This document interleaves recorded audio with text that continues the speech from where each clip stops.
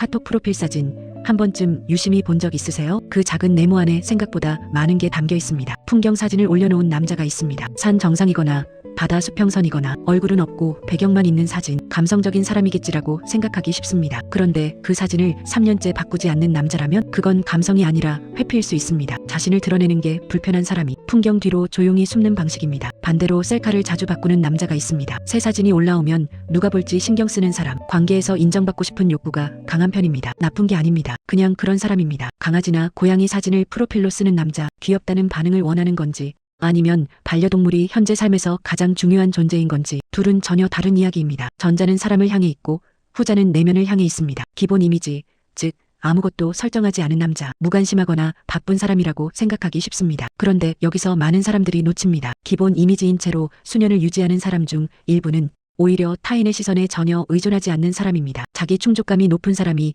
이 유형에 포함되기도 합니다. 커플 사진을 프로필로 쓰는 남자, 연인에게 헌신적이라는 인상을 줍니다. 맞습니다. 대부분은 그렇습니다. 하지만 이걸 이해하면 상황이 다르게 보입니다. 커플 사진을 올리는 행위가 상대를 위한 건지 아니면 자신의 관계 상태를 타인에게 증명하는 건지 그 차이는 관계가 흔들릴 때 비로소 드러납니다. 흑백 사진을 쓰는 남자는 대체로 자의식이 강합니다. 평범하게 보이고 싶지 않다는 욕구 그 자체가 나쁜 건 아닙니다. 다만 그 욕구가 관계 안에서도 작동하는 경우 상대가 피로해질 수 있습니다. 단체 사진에서 자신이 작게 나온 컷을 올리는 남자, 겸손한 척이 아니라 진짜로 군중 속에 있는 게 편한 사람입니다. 혼자 주목받는 상황을 본능적으로 피합니다. 이런 이야기를 계속 듣고 있는 사람은 많지 않습니다. 다음 장면이 궁금하다면 이 채널을 기억해두세요. 여행사진, 특히 혼자 찍은 여행사진을 프로필로 쓰는 남자, 자유로움을 중요하게 여기고 경험에서 의미를 찾는 편입니다. 그런데 그 사진이 3년 전 사진이라면 지금의 그는 그 자유로움을 그리워하고 있을 가능성이 높습니다. 운동이나 몸 관련 사진을 올리는 남자, 노력을 인정받고 싶은 사람입니다. 그리고 대부분